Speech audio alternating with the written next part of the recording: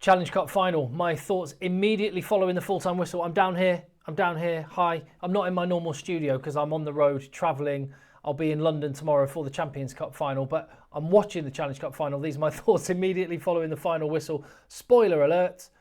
Congratulations to the Sharks, who win not only the first major bit of silverware given out this season, and there's many more pots to come in the URC, the Premiership, Champions Cup final tomorrow, top 14, and they go on. But this was the first major trophy, and it was a first ever major trophy for the Sharks as an organisation, which is huge for them. It secures them as well a place in the Champions Cup next season, which is massive, and it is a stage on which some of the players that the Sharks have got should be playing, and big players for them stepped up in this match tonight. These are my thoughts immediately following the final whistle. Like I say, I'll keep this one fairly brief. It's just full-time, hit record and jibber jabber for a bit, and I'll have some more considered thoughts in due course. If you appreciate your rugby content on the channel, hit that subscribe button, give the video a thumbs up. Tell me what you think in the comments down below. So this started actually with the Sharks having to weather an early storm, let's not forget. But it was that man, along with Vincent Koch, who reminded the world that salads don't win scrums. That iconic line, and didn't Oxenche remind Gloucester of exactly that? Given how much talk there's been about the scrums and depowering scrums and World Rugby's new law changes, it was fantastic to see the scrum being front and centre of this rugby match. It was the foundation upon which Sharks built their victory. It was how they shifted the balance of power from the early moments and got control of the game. And I hope that the scrum is always as dominant a part of rugby as it was, or at least has the potential to be as dominant, because you could just see after a good early start, Gloucester, when the scrum penalty started coming, it just completely threw them off. And you can understand it, because if you know every time you knock it on, you're going to be probably walking back another 50 metres because there's a penalty or conceding more points on the scoreboard, you suddenly get jittery, and Gloucester did. There was one moment where I think it was a knock-on from the Sharks, and it sort of bobbled into touch, and Gloucester were trying to say, ref, can we have the line out? Can we have the line out? They really just did not want to scrum, and you can understand why. They were getting pumped. But like I say, Sharks had to weather an early storm from Gloucester, who had the best of the rugby at the start, partly due to the massive penalty count, 5 penalties in a row going against the Sharks, culminating in a yellow card for Afalele Fassi. That was after a high tackle from him, late tackle from Mapimpi, offside, and then another Fassi penalty got him the yellow card, and you thought Gloucester, here they go, they're on it. And they just couldn't make it count. Partly, and most significantly from Gloucester's perspective, due to a lack of accuracy and clinical finishing, but also some inspired defence from the Sharks, who were so physical the entire night.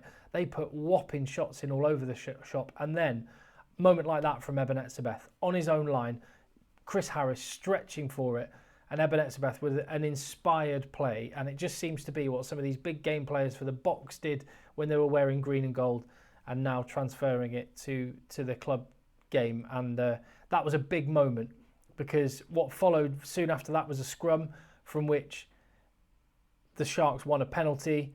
Sia Masuku able to put points on the board. What a dead-eye kicker he is. What a boot he's got. He had a good game around the park in general, and it's the first time in a while he's not won man of the match. That went to Vincent Koch, who, you've got to give a prop man of the match when they get a 50-22, but he also destroyed Gloucester's scrum along with Oxenche. And yeah, that was the foundation. Sia Masuku kept the scoreboard ticking over. Englefield made it 3-3, but then it was the first try after, again, a scrum penalty. Just asked Fraser Balmain and Jamal Ford-Robinson about a tough night. Try, 10-3. Then it was 13-3, 16-3 at half-time. Gloucester had some searching questions to answer. How could they solve the scrum issue? They changed their entire front row, and it did make a difference. They won the first scrum penalty of the second half, and you thought this could be a bit of a momentum shifter. But then when they were attacking, Grant Williams with the intercept, again a lack of accuracy from Gloucester, and suddenly Gloucester are on their own line, and 2 penalties from Sia Masuku. Eben Etzebeth with a lovely offload to Mapimpi for a break. Fassi scores under the post, another try, and 29-3, you're thinking it's pretty much done. Gloucester make more changes. Albert Tuasui comes on, scores, instant impact from them all, 10 points to 29. Immediately, Gloucester can't build on it. Mapimpi scores, and that was the game done. Even though Gloucester rallied with 2 late tries, and it was 36 points to 22, it finished. The Sharks bent. I mean, if you were looking to how Sharks can improve and why they'll need to improve to challenge in the Champions Cup next season and in the URC, the depth of their squad needs to get better. The bench, arguably a bit of a weak link. Admittedly, the game was also won by that point.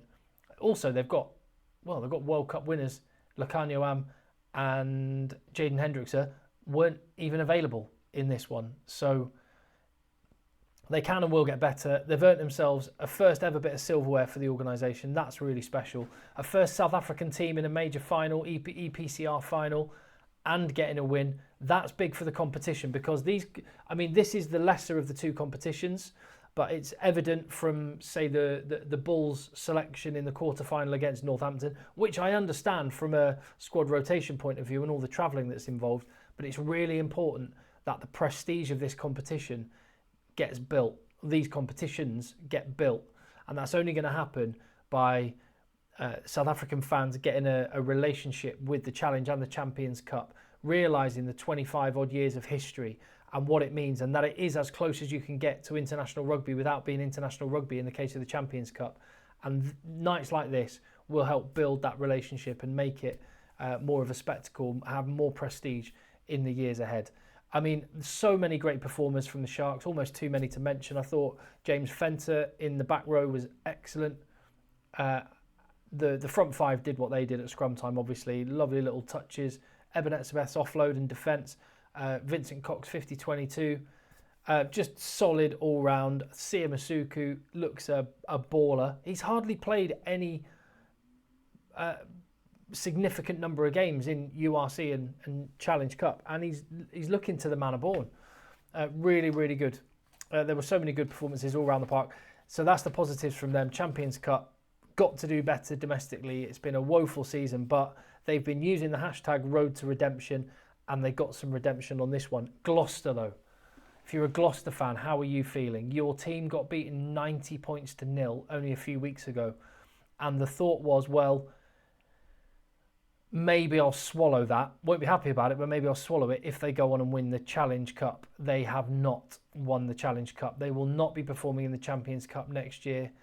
They were woeful domestically. An embarrassment a couple of weeks ago. What do you think? I actually really like George Skivington. And his early days at Gloucester, he had a really good impact. I don't know what's going on.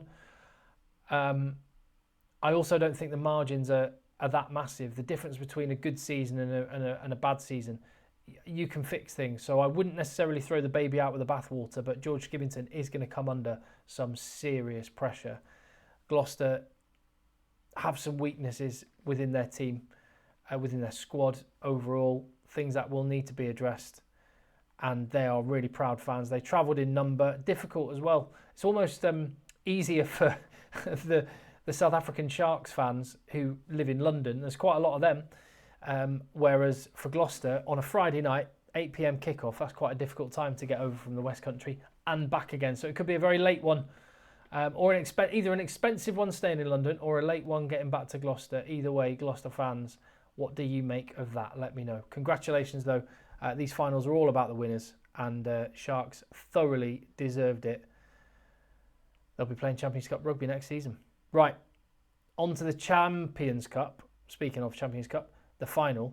I've got my preview, in the channel already, along with the rest of the videos. I've done loads of videos today. And if you appreciate the content, hit subscribe, leave your comment, give the video a thumbs up. I'll see you on the next one.